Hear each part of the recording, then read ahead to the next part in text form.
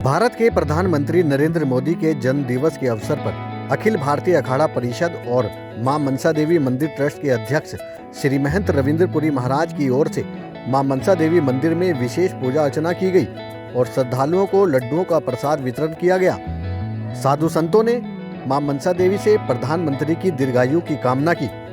इस अवसर पर श्री महंत रविंद्र पुरी महाराज ने कहा कि प्रधानमंत्री मोदी न केवल भारत के बल्कि विश्व के एक श्रेष्ठ और प्रभावशाली नेता हैं, जिन्होंने भारत की सांस्कृतिक और आध्यात्मिक विरासत को वैश्विक मंच पर स्थापित किया है।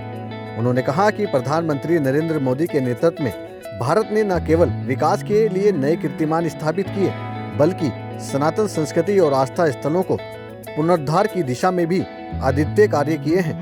अयोध्या में श्री राम मंदिर का निर्माण, काशी विश्वनाथ धाम का विस्तार, धारा 370 हटाना, 3 तलाक को खत्म करना और केदारनाथ धाम का नवजीवन और 4 धाम यात्रा का सुदृढ़ीकरण, ये सभी कार्य धर्म और राष्ट्र दोनों के लिए महत्वपूर्ण हैं। उन्होंने कहा कि नरेंद्र मोदी का जीवन, कर्म और निष्ठा युवाओं के लिए प्रेरणा स्रोत हैं। उनकी सादगी, समर्पण और नेतृत्व क्षमता ने भारत को वैश्विक स्तर पर एक नई पहचान दी है। हम सब संत समाज की ओर से उनके स्वस्थ, दीर्घायु और यशस्वी जीवन की कामना करते हैं। आज हमने माननीय प्रधानमंत्री जी के लिए अनुष्ठान किया हुआ है। आप देखते होंगे माननीय प्रधानमंत्री जी की छवि देखने से ही, उनको देखने से ही मन श्रद्धा से झुक जाता है, मस्तिष्क श्रद्धा से झुक जाता है, क्योंकि उन्होंने सनातन पे बहुत कार्य किया है। आपने देखा होगा, आज हम राम मंदिर की बात करते हैं, आज पूरे भारत में हम सनातन की बात करते हैं, पूरे भारत में सनातन का प्रचार प्रसार हो रहा है। ये क्यों हो रहा है? कौन करा रहा है? इसके पीछे कौन है? इसके पीछे हमारे हिंदू हृदय सम्राट माननीय प्रधानमंत्री जी है।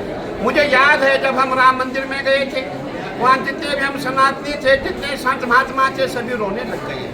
मैंने पूछा हम रो क्यों रहे हैं? खुद भी पूछा अपने आप को, लोगों को भी पूछा क्यों आपकी आंखों में आंसू है?